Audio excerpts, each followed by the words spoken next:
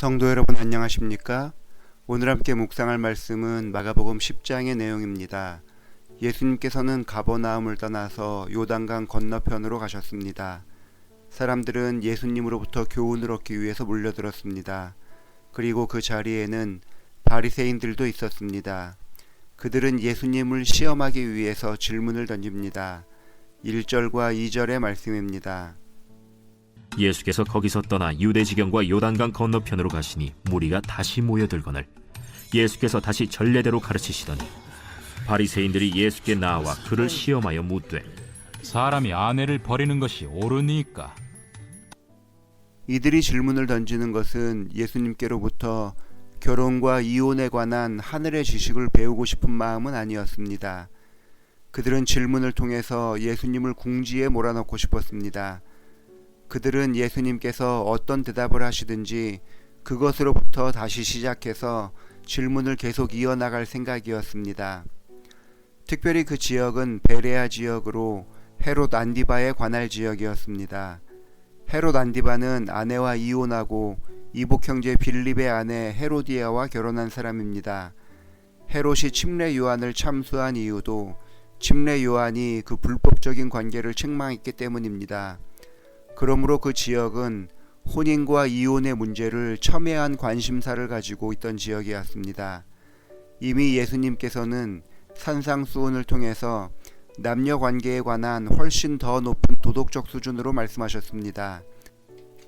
바리새인들은 예수님의 대답을 예상하면서 그 다음 질문으로 예수님을 곤경에 빠뜨리려고 계획했습니다.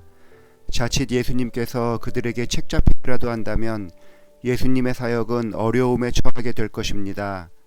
그런데 예수님께서는 다음과 같이 대답하셨습니다. 3절과 4절의 말씀입니다. 모세가 어떻게 너희에게 명하였느냐? 모세는 이혼 증서를 써주어 버리기를 허락하였나이다. 예수님의 질문과 바리새인들의 대답에서 사용되는 흥미로운 동사가 있습니다. 예수님께서는 명령에 대해서 바리새인들에게 물으셨습니다. 하지만 바리새인들은 허락이라는 용어로 대답합니다. 지금 예수님과 바리새인들은 같은 성경 구절을 생각하고 있었습니다.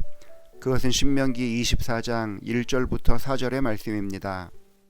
사람이 아내를 맞이하여 데려온 후에 그에게 수치되는 일이 있음을 발견하고 그를 기뻐하지 아니하면 이혼 증서를 써서 그의 손에 주고 그를 자기 집에서 내보낼 것이요 그 여자는 그의 집에서 나아가서 다른 사람의 아내가 되려니와.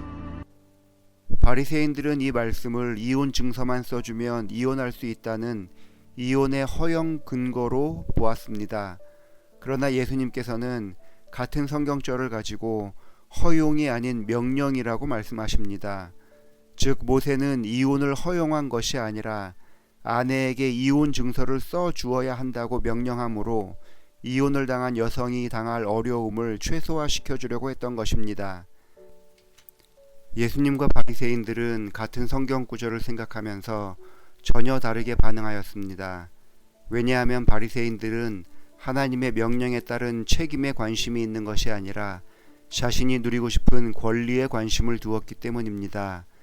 남편으로서 아내에 대한 책임을 다하는 것이 아니라 자신의 정욕과 욕망을 채우기 위한 면책을 추구했던 것입니다.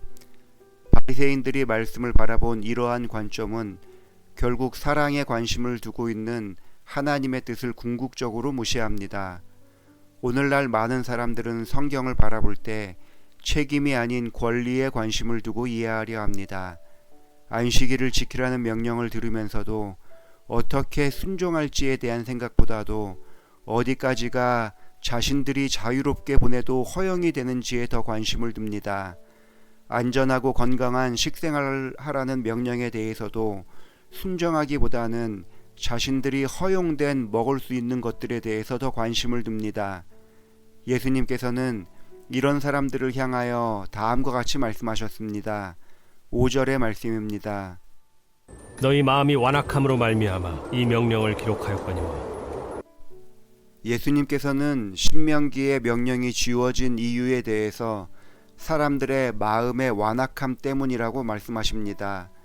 마음이 완악한 남편은 아내를 자신의 욕망을 채우기 위한 수단으로 여깁니다. 마음이 완악한 남편이 책임이 아닌 권리를 추구하여 아내를 내어버리기 때문에 모세는 부득이하게 이혼 증서를 써서 보내라고 명령을 내렸던 것입니다. 예수님께서는 너희 마음이 완악함이라고 말씀하시므로 지금 예수님께 질문한 바리새인들 또한 완악한 마음을 가지고 있음을 말씀하셨습니다. 결국 완악한 마음이란 하나님께서 명령하신 것을 순종하며 책임지려 하지 않고 하나님과 이웃을 거스르는 자기중심적인 마음으로 욕망과 자기 권리를 채우려는 죄악된 마음인 것입니다. 지금 예수님께서는 바리새인들이 쓰고 있는 율법이라는 마스크 뒤에 숨겨져 있는 죄악된 마음을 폭로하셨습니다. 신앙을 하면서 어디까지가 하나님의 명령이며 어디까지가 하나님께서 허락하신 것인지를 고민할 때가 있습니다. 하지만 하나님의 말씀을 단순히 명령으로만 생각을 하면 신앙이 편안해질 수 있습니다. 나의 완악함으로 인해서 신앙의 허용 범위를 찾아가려 하기보다는 하나님의 명령에 단순하게 순종함으로 편안하게 예수님을 따라가는 성도들이 되기 바랍니다. 기도하시겠습니다. 아버지 하나님, 우리에게 하나님께서 원하는 삶을 살아갈 수 있도록 하나님의 말씀과 규례를 허락해 주시니 감사합니다. 우리에게 허용된 범위를 찾아 일탈을 생각하기보다는 하나님의 명령을 그대로 순종하는 안전한 신앙을 하는 사람들 되게 하여 주옵소서. 강희만 장로님 가정을 위해서 기도합니다. 이정희 집사님과 함께 하나님 사람으로 불러주시고 주를 위해서 헌신하게 하시니 감사합니다. 장로님과 집사님의 이러한 믿음과 헌신이 자녀들의 신앙의 뿌리가 되게 하셔서 자녀들을 통하여 아름다운 열매를 맺게 하여 주옵소서. 아들 강한규 집사와 며느리 박수진 성도, 그리고 손자 현우와 동인이 그 가족과 딸 강다연 성도와 사위 민은규 성도, 그리고 손녀 서정희 가족에게 하나님 은혜를 더하여 주셔서 화목한 가정과 행복한 삶을 만들어가는 것이 예수 그리스도 안에서 이루어진다는 것을 체험하게 하시고 신앙적으로 더욱 성숙한 삶을 살아가게 하여 주옵소서. 예수님의 이름으로 기도합니다. 아멘.